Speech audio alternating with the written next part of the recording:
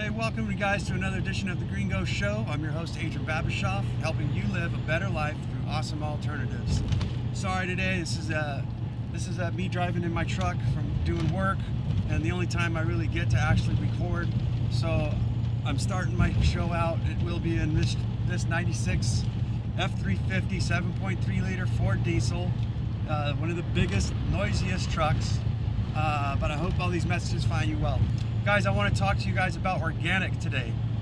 Is it safe? Is it the best thing? Is it? Is it really?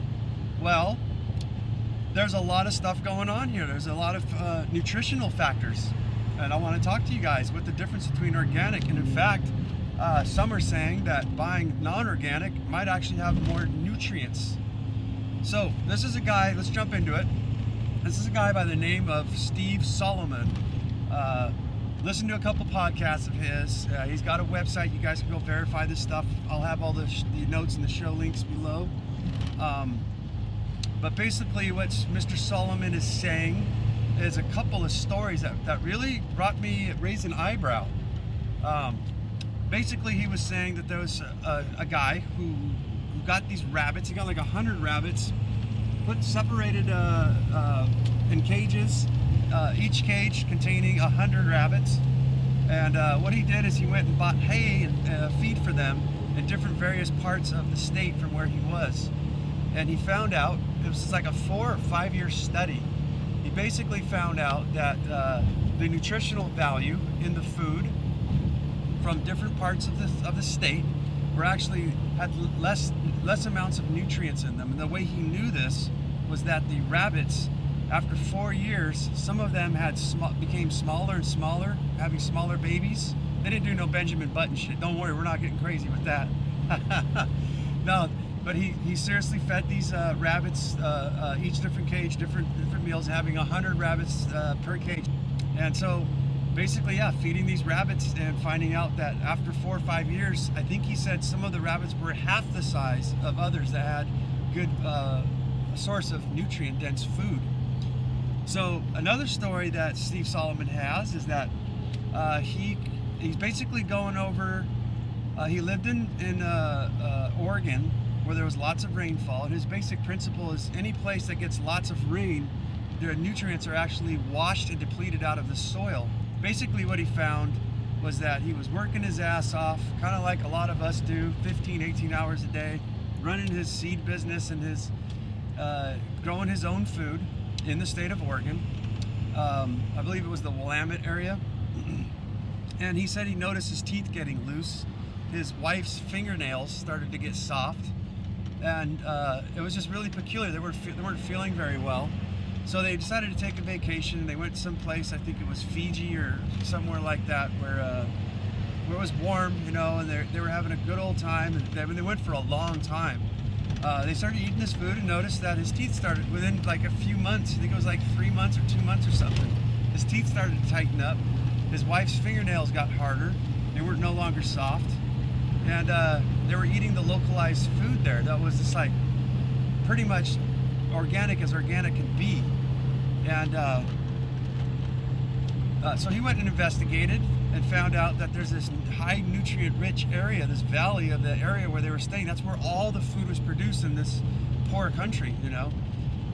So he went down there and took a look at it, and it was basically the sediments. The river would wash into this area, and the people would only be able to grow a certain amount, like vegetables, during the winter. When the summer would come and heat up and kill off all the vegetables, but this grass would grow like waist to shoulder high. And then that would fall over. The people would plow that in. So basically, it was a very high nutrient area.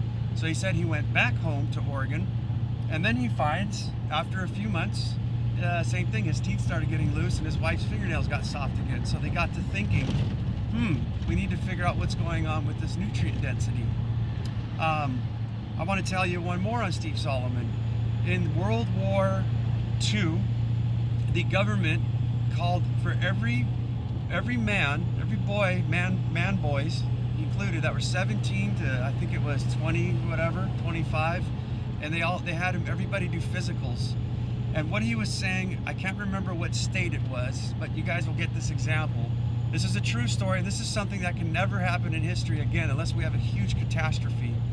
But basically, they checked these boys out to see if they were fit for duty, and basically have the address and all the information to where these kids came from. What they found was in one area, out of 1,000 boys, 100 weren't fit for active duty. They were unhealthy.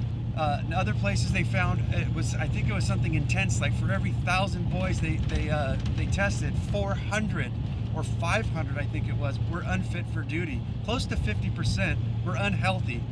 What they found was that where these kids were coming from was from areas that were super wet. It was a state that had kind of a drier side and then had a wet side. But if you mapped out the most unhealthy kids, they all came from an area that didn't really have much nutrient supply as far as in their food, nutrient density in their food. So back then, we didn't have all this crazy local transportation of diesel rigs and things like that to haul food from one state to the other. Everything was localized. I think they said at the maximum was like a 50-mile radius. So you see, it was the only time in history that we'd ever be able to get an experiment like this and see something like this. So the info all lined up with wet areas to dry areas, which you can see, you can map out. If you imagine if you got the state and you got all the addresses and put all the red dots for all the boys that weren't healthy enough. So very interesting.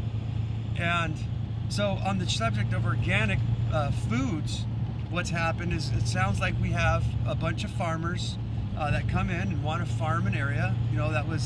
They'll find a field that was either grown for cattle, like alfalfa and things like that, or corn, but it's basically depleted. If you understand, we are like miners, meaning that we mine the soil for minerals. Plants do the same. When you grow a plant, it's going to it sinks its roots in there and sucks up whatever's there for it to feed it. It's going to use, basically like a multivitamin. Whatever's in that soil, that's what that plant is going to suck up into itself. We eat it, and then in exchange we get those vitamins. So if you don't have a lot of vitamins in that soil, then guess what? You have vitamin deficient produce. So what some people are saying is that when they started out with organic, it all had to be just compost and things like that. So basically, we were getting only a few trace minerals from the compost. So you imagine whatever you were composting, whatever vitamins, minerals, and things that it had in it, that's it. I mean, there's like something like, I think it was 51 different vitamins and minerals that we need to sustain our body, like copper and zinc and things like that. So when people are doing compost, they may be getting some vitamins. The plants may look good, they may look big and juicy, but they don't really have anything in them. So, and we know this by people doing soil tests. So I guess that's where there's another part of the matter too, I guess, where you can actually measure the density, the nutrients. You can measure it in the fruit or the vegetables. I know aquaponics had a parts per million. It's an expensive test, I guess, but you can actually test your aquaponics water. And for those of you who don't know what aquaponics is, it's basically when you grow vegetables with fish in a symbiotic relationship. No soil, just some sort of like rocks and things like that, or just styrofoam. But anyways, yeah, getting on that. So when the organic movement started, they weren't allowed to use synthetic fertilizers or anything like that. So basically, they had to work with what they had, and now the government was looking and going, okay, you know what? Let's go ahead and let them use things like zinc and things like that. So they're allowing them to use certain ones only if their soil is soil tested and finds a deficiency in it. For the most part, though, the guys who are using synthetics, foliage sprays and things like that, there's actually possibly more vitamin nutrition inside of non-organic food than there is organic. Even people who grow their gardens at home, like Steve Solomon was saying, is that whatever compost they're using, there's not really much vitamins in it. And this is what happened to him in Oregon. You know, he said his teeth was getting loose and all that. So Steve Solomon went even deeper and found that we have to do a really good soil test to find out what kind of vitamins and nutrients we have in that soil, what it's lacking. So if anybody wants to get really serious, you need to do this. There's a lot of amendments and things that we literally have to do in order to get full nutritional value out of our food.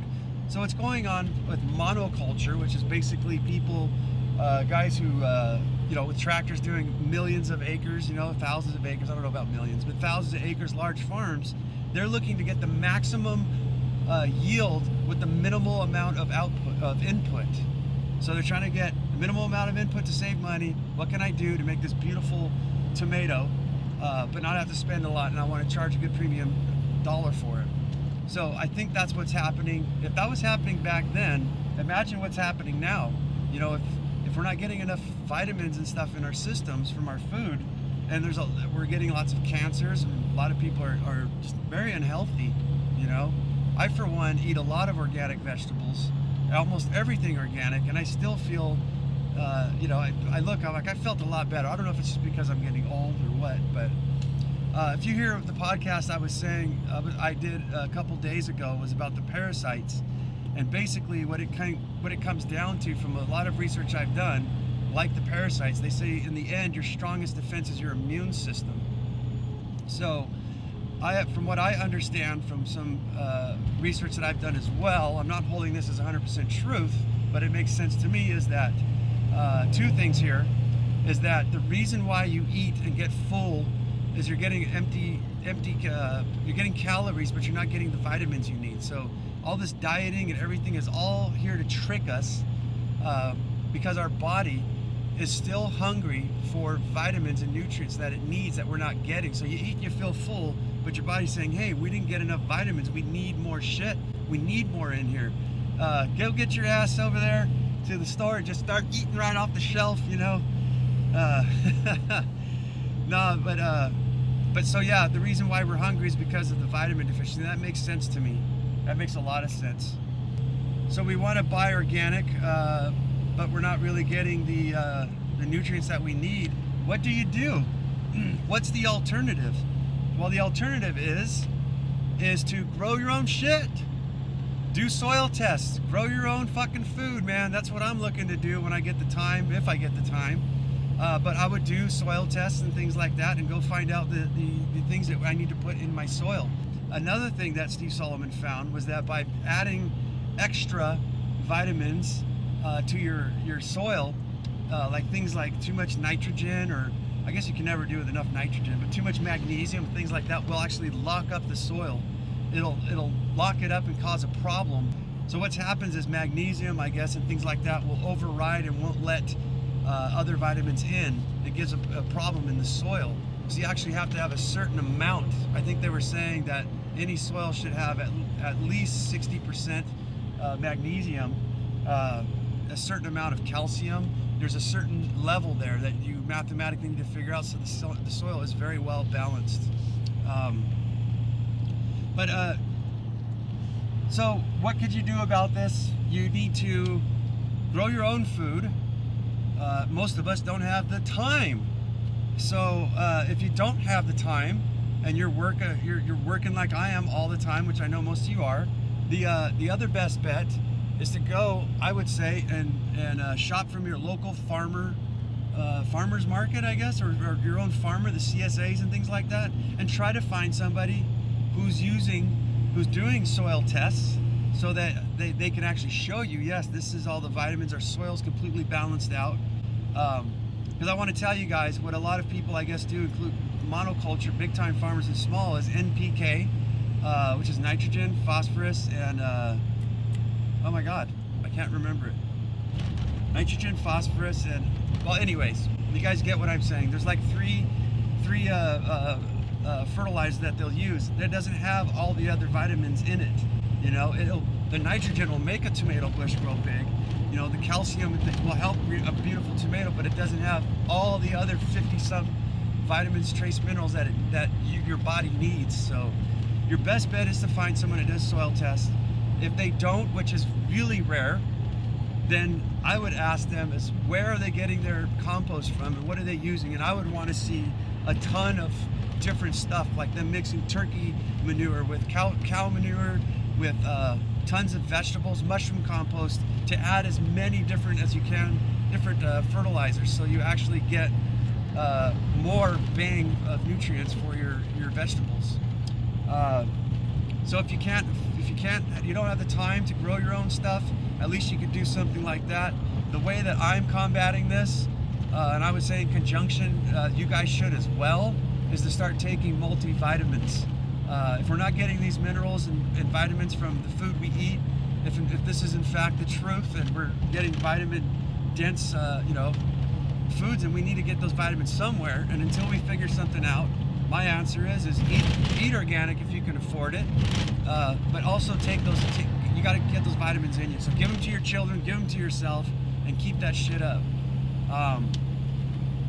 So you know what, this raises a big question for me on the whole natural thing. Like, let's return to nature, let's get butt naked and get banana leaves and make Speedos, banana hammocks, and bathing suits, or just go play naked. No, I wouldn't want to do that. But going back to nature, and like I always look and go, well, nature knows best. We can learn a lot. Albert Einstein said, look deep into nature and you will understand things a hell of a lot better. There's so much lessons that you can learn from nature, though, and in nature I learned it takes time. Like there's an interesting thing I want to share with you guys with pH. The pH of your soil should be anywhere from 6.5 to 7.0 to 7.2. The pH in an aquaponic system is the same. The pH in your mouth is the same. When you eat acidic foods or alkaline, that's basically what it means, guys. Is like if you go from one side of the spectrum to the other, 7 point being the center to 6.5. Once you go past that, either on the low end or high end, it's basically you're going alkaline or you're going acidic.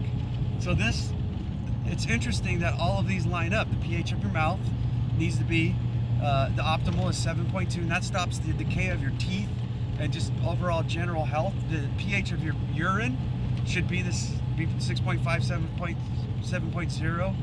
The pH of the water that you drink, right now is a big craze about alkaline water, but those are basically, you see aquaponics and soil, everything all lines up. When you don't have that spectrum of 6.5 to 7.0 of your alkaline, your pH system, what happens is you can imagine that we'd have all the 51, I think it is, trace minerals that we need. When something's alkaline and high, you'll have a tendency to get more of certain trace minerals than others because they're locked out.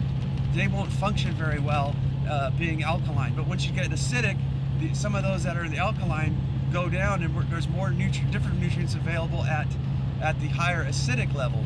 But when you go right down the center, you actually get a better, you get a little bit of everything. It's like the sweet spot.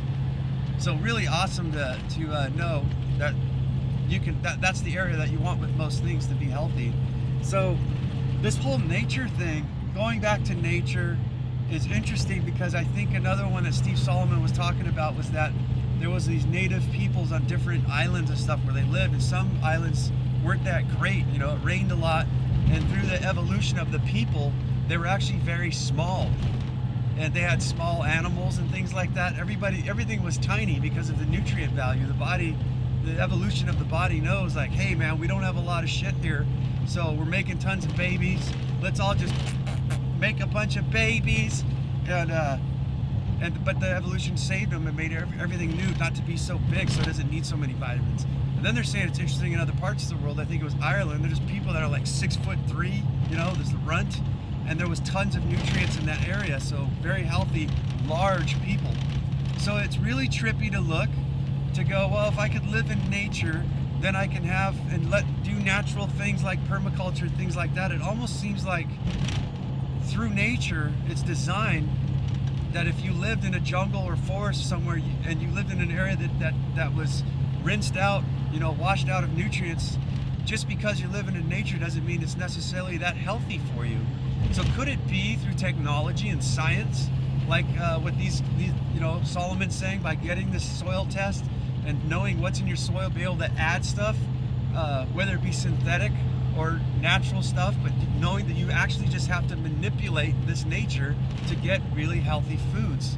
So I think it's basically, that's the belief, the idea that I'm kind of looking at, is that I don't think that I personally can, I can no longer adhere to just, well, let nature do its course and we'll just see what we get. Because I could be living in a place that's, you know, my kids are not getting well fed, and me as well. So, I mean, all technology is crazy. Like the Indians with bows and arrows, now they got, you know, made out of wood.